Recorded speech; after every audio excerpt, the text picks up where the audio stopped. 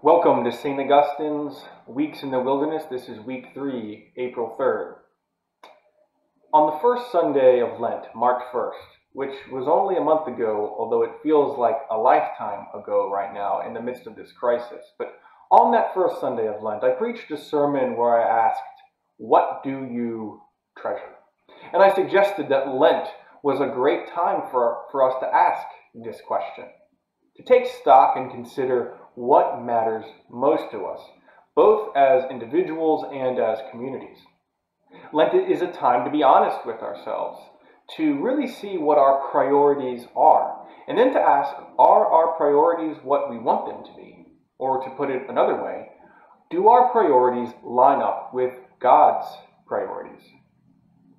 Now, last week in this space, week 2 of Weeks in the Wilderness, I called attention to the fact that there were government and business leaders who were calling for Americans to return to work, calling for us to end social distancing, calling for us to pretend that everything was okay and get back to work, even though they knew that this would result in hundreds of thousands of people dying.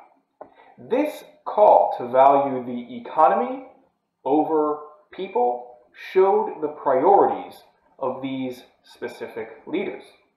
It was clear that the value of their stock portfolios, that the value of the GDP mattered more to them than human life and human flourishing. I said last week, and I will certainly say again, these are not the right priorities. Valuing the economy over everything else has nothing to do with the gospel of Jesus Christ. Of course, the economy is important. Of course, the economy matters. But the economy is important because it supports human life and human flourishing. In other words, the economy is supposed to serve humanity, not the other way around. Our first priority should be human life and human flourishing. And then our economic activity is there to support that and serve that. These leaders were calling for our priorities to be reversed. They wanted us to sacrifice human life to economic productivity. These leaders made their priorities clear. It was the economy that mattered more than human life. And I'm happy and very relieved to see that their call has largely been ignored. Indeed, many governors and mayors over the last week have extended their stay-at-home orders. That's true here in DC, Virginia, and Maryland. For the next few weeks, we've been asked to stay home as much as possible. The federal government likewise has extended its recommendations that people stay at home whenever possible and continue social distancing. This is the right decision, and this shows that at least some of our leaders have accepted the right kind of priorities, that we must prioritize human life and human flourishing over economic activity. You know, the coronavirus epidemic is essentially doing what Lent is supposed to do. It's forcing us to examine our priorities, to be honest with ourselves. Now, in many ways, we're facing strange times. These are extraordinary times, right? Not since World War II has our society been so rapidly and completely changed. And not since World War II has our government needed to step up and mobilize resources in the face of a huge crisis. And yet, as strange as this all feels, I think that our response to this crisis actually shows what our priorities have always been, our deep priorities. It may feel like an extraordinary time, but it's revealing our ordinary, everyday priorities. And so consider, think back a few weeks ago. When you first heard about the coronavirus, and when you first really understood it, when you began to recognize and accept the gravity of the situation, when you understood how dangerous it really was, when that moment arrived, what did you do? What did you say? What did you think? And what did you feel? In the conversations I've had over the last few weeks, what I've found is that most people, I think the vast majority of people, their first thought was for their family, their friends, and their neighbors, right? Most of us immediately were worried about people getting sick. We wondered how we could keep people from getting sick, how we could save lives.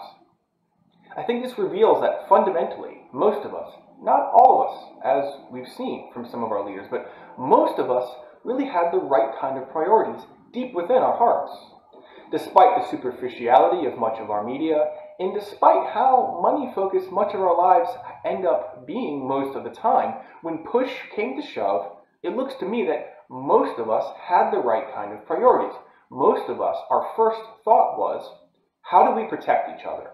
And how can we flourish together? This might feel a bit surprising, but it's certainly inspiring, and it gives me a lot of hope. And indeed, I've noticed something really interesting living here in D.C. Washington, D.C., like most large, crowded, busy cities, can sometimes feel a bit anonymous. You can walk down many sidewalks here in the city and maybe feel like people don't really pay much attention to you. We walk past each other without greeting each other, without maybe even looking at each other. And again, this isn't all that surprising. When you pass hundreds of people in just a few minutes, you can't really greet everyone. That isn't surprising. What is surprising to me is that in the last few weeks, when we've been doing more social distancing, when we've been living at home more, when we've felt more isolated from each other, at a time when you might expect more of us to turn inward, to focus more on ourselves, I've noticed something really surprising and wonderful.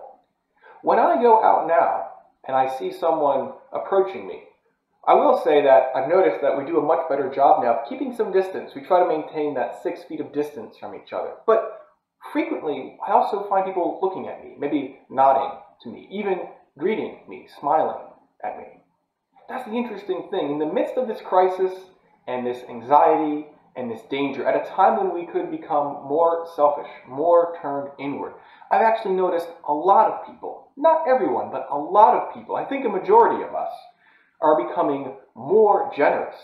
We're becoming gentler with each other and more patient with each other. Again, when push comes to shove, I think most of us are showing that deep down we have the right kind of priorities. We're concerned about each other. We want to help and protect each other. And this gives me a lot of hope at a time when hope kind of feels like a rare commodity. Now, the fact of the matter is that we need to remain vigilant about what priorities are winning and what priorities are losing in the public square. The voices who were calling for a mass human sacrifice last week, they lost that battle, they lost that argument, and praise be to God for that. But the temptation to prioritize money over people hasn't gone anywhere. There will be more arguments, more debates to come, and we need to keep our priorities focused on the right sort of thing. One of the most important tools we have in combating the coronavirus is democracy. We need more and better and stronger democracy. And this means that we need to hold our leaders, governmental leaders, business leaders, religious leaders. We need to hold all of our leaders accountable and try to ensure that the priorities of human life and human flourishing continue to be our top priorities as a country. This crisis has revealed a lot about our country. Some of it worrying, but actually most of it inspiring a lot of hope for me. And I hope that we will continue to hold human life and human flourishing as our highest priorities. In the coming weeks and months, let's continue to be generous and gentle and patient with each other. I'm confident that Jesus calls us to nothing less.